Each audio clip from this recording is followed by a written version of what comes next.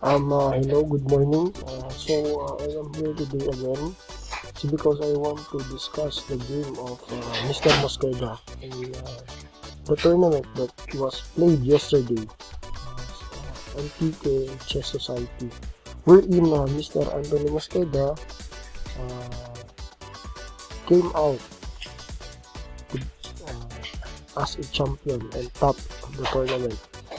And interestingly, his games was quite notable. So now I am going to examine one of his games. Okay, so let's go. Okay.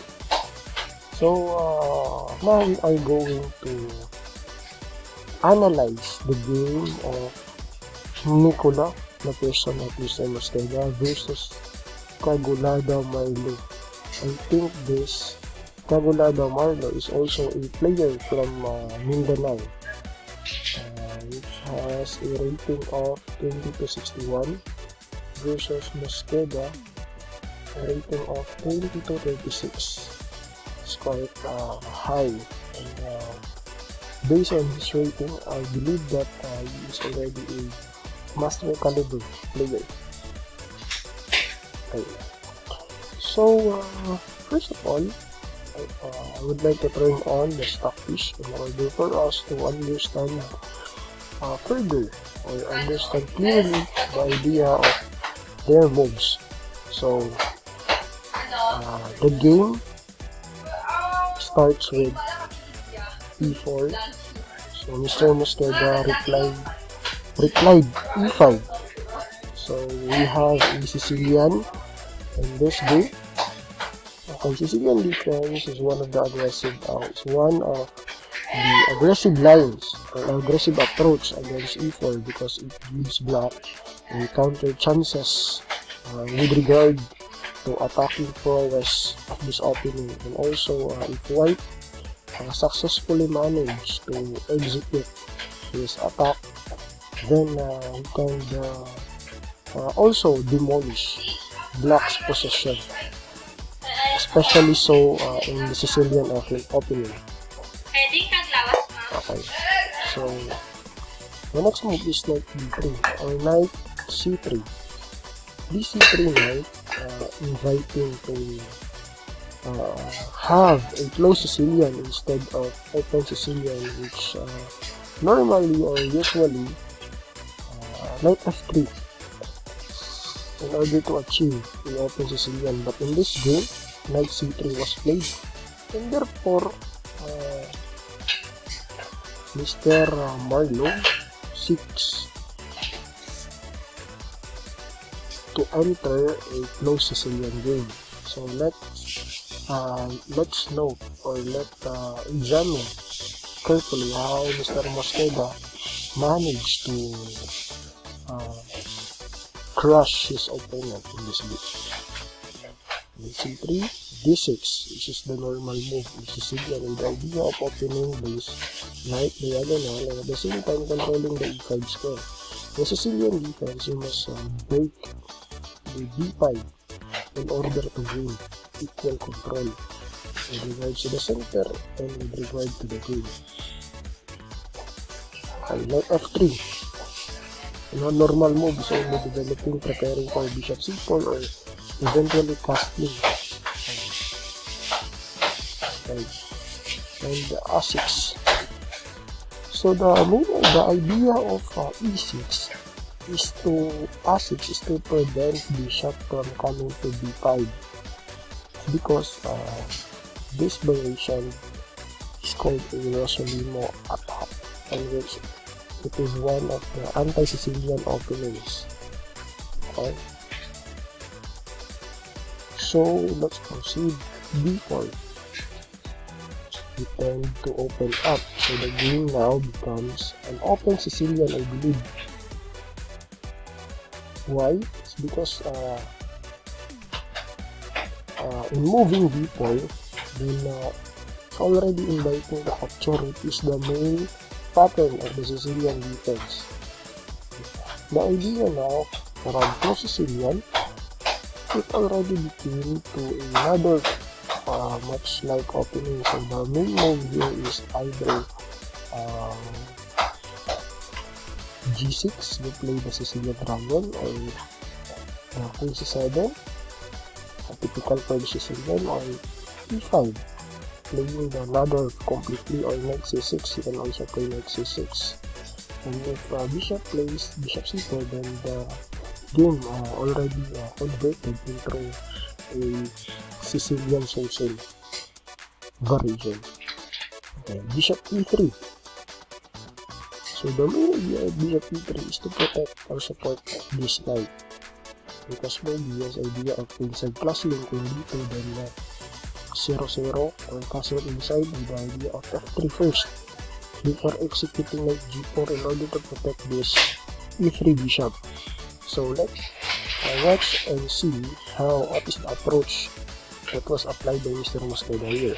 Okay, this is a timely E5 move which gains tempo at the same time, controlling the important B4 and the F4 square. Also, it gives a safe haven for this bishop as one of the themes of Sicilian opening. So, put the bishop to E6 followed by queen to C7, finally putting pressure or control over this C4. And there are some instances wherein this knight maneuvers from knight B7 to B6 and trying to reach this important C4 square, because this is one of the areas in which the knight must maneuver, or must this knight should be utilized in order to occupy this important C4 square as one of the focal point of the attack in Sicilian defense. Okay, knight F3, but this is also a book line, knight F3, and the normal course of action, bishop E7, preparing to castle inside. Okay, so he plays bishop E2 instead of bishop C4. Why? Maybe you have some thoughts if you're going to play bishop C4.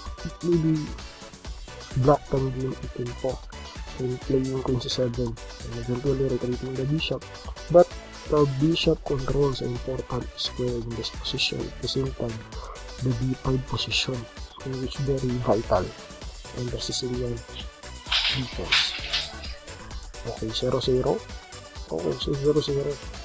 Okay, this line tend to become more classical approach in which black will have no major problem with regard to this opening and with regard to this approach. Okay, so the main idea of black here is to expand inside expansion, put pressure on this half open file. Maybe we're going to battery the rooks or something, exchange pieces or something, and right, maybe possibly the knight of H4 and knight H5 idea, or pressuring this D6 as permanent weakness. Queen C7, H3 first, okay, H6, and now Rook C1. I believe this is a move, it's because there is no the rook tends to become passive. It's because you cannot break easily with this pawn. Why? It could depend this one, or maybe the better idea in this position is the middle idea of knight H2, preparing bishop G4, exchanging the bishop, this bishop, then eventually outcrossing this here with the threat of H6. Okay, and the computer engines already give minus 0.02 for block pieces of A5, trying to control by doing A10 to B4, leading to control the initiative. Okay, so preventing the B4, because the main function of pawns is that it is pawns should be moved in order to protect the development of the pieces. With this regard, the B4 threatening to B5, threatening to B5, wants to drive this knight, because if knight takes, and knight takes, then bishop takes with the tempo on the queen in e4 square. For example, e4 in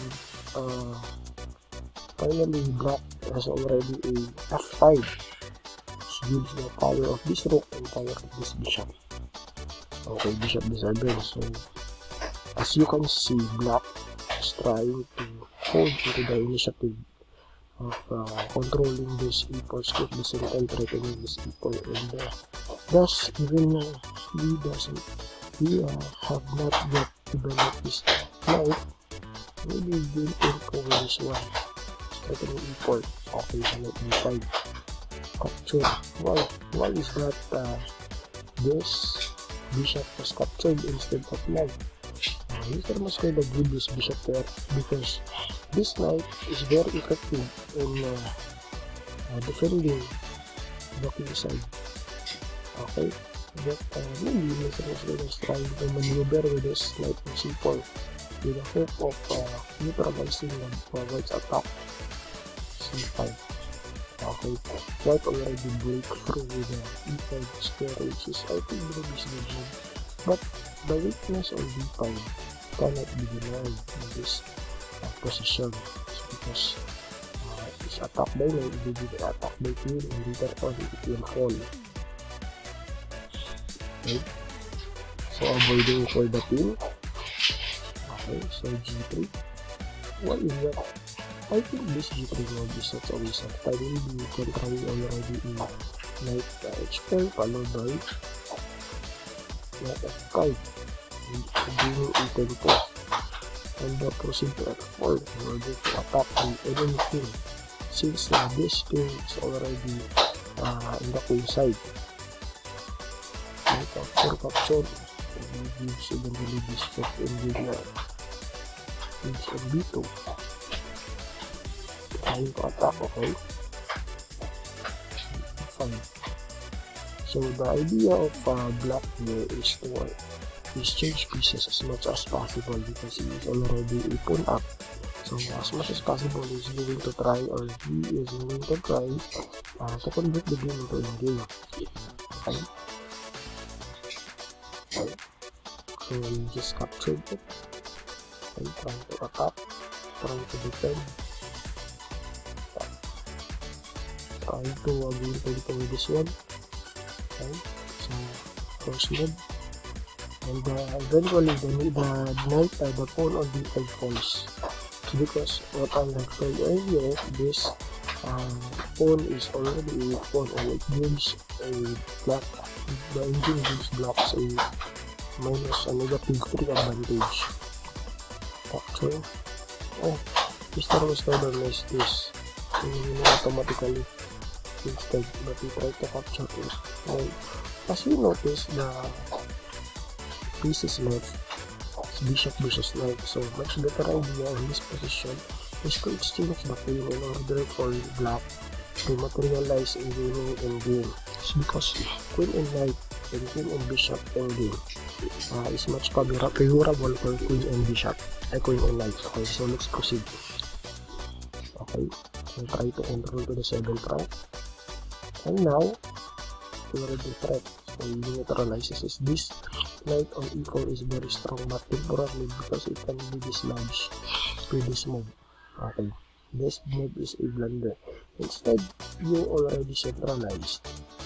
Once you achieve the centralized piece, you cannot create careless move because of this pin. Because of this pin, this knight is unable to move, so it will be forced that be defended. So therefore, this black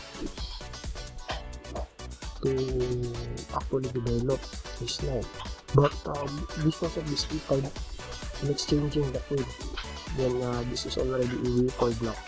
As you can note, one piece already, and as far as chess is concerned, then this position is already losing for black, white. Okay, so that would be all, and once again, thank you very much for